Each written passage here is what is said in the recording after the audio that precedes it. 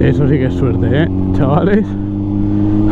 Corazón a 1000. La verdad, no tengo el seguro hecho 100%. Llevo DB Killer, no llevo luz de matrícula, no llevo catadióptico. O sea, me podían haber funado.